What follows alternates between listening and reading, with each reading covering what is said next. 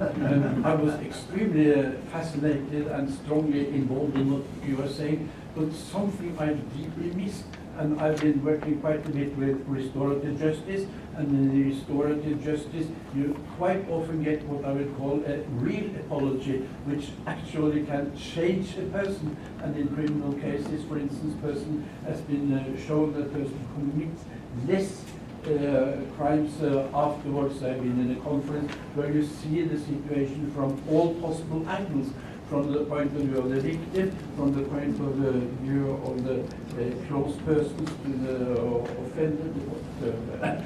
It's a very long story, but it will be fascinating. I think there are movies being taken on some conferences, and there are theater pieces which have displayed it. It will be fascinating to do your kind of analysis, especially in the transition and what happens after the transition. And it often happens that people embrace each other who have been on very, very opposite parts.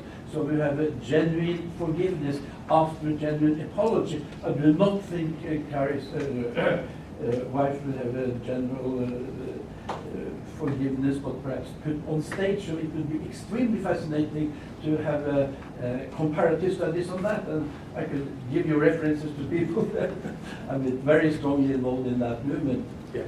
No, let me just answer one quick, because I already was in dangerous territory here by trying to, something that I would like to, in response to, take back a little bit, because what we did may be interpreted as, look at Sanford. And what I suggested by appealing to the blogs, that it worked. Yeah, that it wasn't a successful apology. And apologies often are asking for forgiveness. Yeah, and Sanford did that repeatedly. Now, that's a dangerous business to begin to categorize.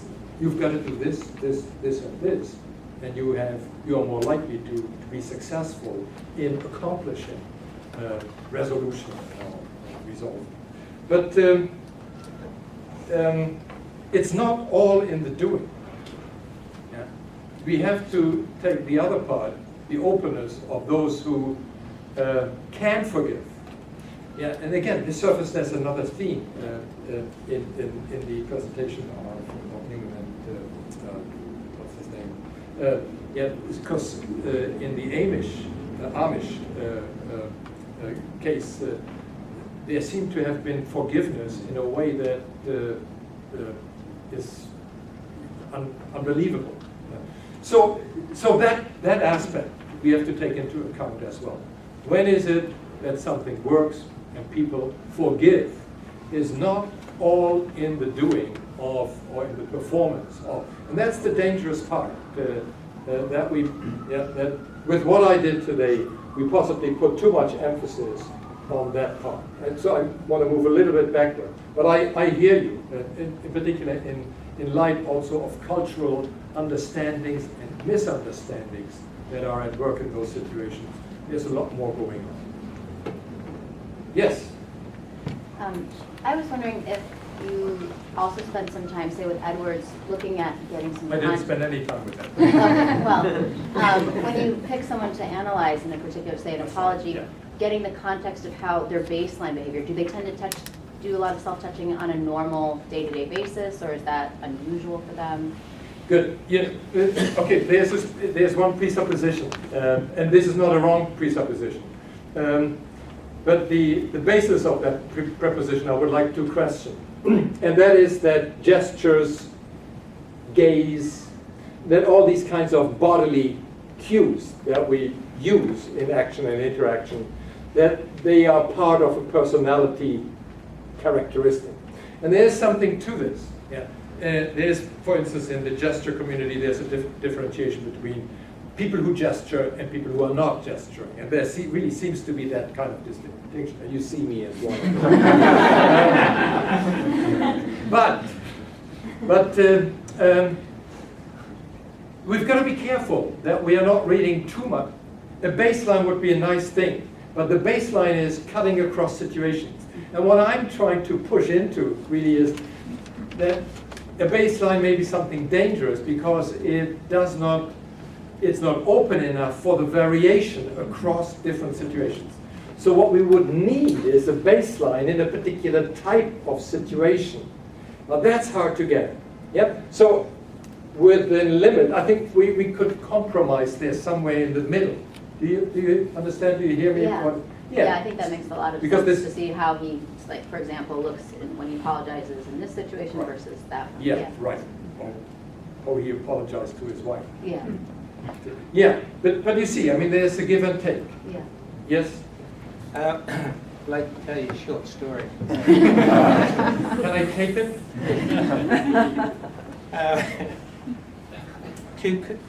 Two observations rather than a question. I wonder how you'll respond. The first one is with your first man.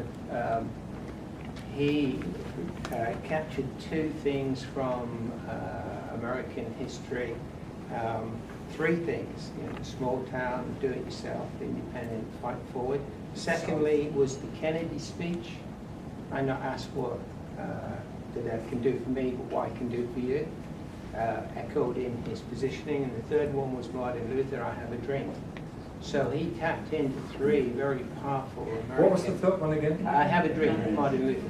Oh, I will okay. be going back a wee bit, but you probably get that. Yeah. Yeah. So these are kind of archetypes. Yeah, and so the second point it relates is the word that was used earlier in the week, mattering, who was at that presentation. And it seemed that what both of you guys were doing was trying to prescribe what mattered and position them, not with the recipient, but to say to you, this is what matters, and direct and focus their attention away from possibly what they may have thought mattered. And the first one did it more successfully because he didn't call in on the emotions, he called in the Americanism. I could be totally wrong on those things, but that's what I observed in the presentation. Well, let's Are we on discuss a this different further. street if or you the don't same mind. street? Yeah. Thank you. Well, yeah, I was pointing at something. No, you're doing what my students always do. Okay. We've had this phenomenon in Canada of political leaders making apologies for the country at large or the province at large to our First Nations people. And I'm quite interested in those kinds of apologies for, and I think this will get into some of Hubert's work, when you're sort of bridging communities and you're the spokesperson for the group, so to speak, making an apology to another large group. And I don't know if you've looked at any of those kinds of apologies. No, and my wife is getting suspicious because I've been looking at this. I wrote a piece on Clark Rockefeller, which is fascinating. It's a different story, which is slightly different from those people who have affairs. And affairs are a particularly interesting thing in the United States. Again, very different cultural context from Europe, in particular, Southern Europe, Italy. Yeah. What's interesting to me about this, I'm kind of a news junkie, so I followed all three of those stories. And I remember Letterman doing that on TV. The Edwards, what's bad about it is it's cliche, it's hackneyed, so he's saying these things that we all know they're so tired. I was a small boy growing up in North Carolina, and he's a terrible storyteller there. Sanford's not a whole lot better because the part you didn't play that Sanford did that really got him a lot of grief was he trotted out the narrative of, I was in love. And I was just out of control in love, and I had to run off with this woman to Brazil and tell you all I was on the Appalachian Trail for a week. But what Letterman does that's really disarming is he tells a story that's familiar enough, but it's novel, it's different, it's disarming, it's clever. He doesn't tell it in the typical way. And it's a little bit like when you watch a good movie. A lot of times the genre is somewhat familiar, but you have to put a new twist on it and do it in a new, clever, different way. Otherwise people say, I've seen that, I've done that. It's boring. And Letterman also did a very good job because a large part of his story was about how he was being victimized. Exactly. So he was victimized by this guy who was blackmailing him. And Oh, by the end of that bit, the audience is, yes, the audience sort of, he loses them a little bit, but they come back and they're giving him a huge round of applause at the end. And he ended up getting very good press for that, strangely enough, in a lot of ways. Skyrocket. Right. Good, okay. Yeah. Thank you. Yeah, right. There's more to the story. There's more to these stories. Yeah. And also, I think it would be really interesting to look at how Letterman did it. Yeah. With micro work. Yeah. Can I just Yeah, be yeah. first? I know you want Vinny. Oh, okay, no, sorry, this is a friend of John. Vinny, Tom, he's a nice man. Oh, you want to become friends? Yes, you're a friend of mine as well. No, when you said, at the very beginning, when you're talking about storying, you said stories also anticipate the future. One of the questions I would have there is, what was Sanford anticipating? Because on the one hand, in point of fact, his wife walked out of the house after he did this.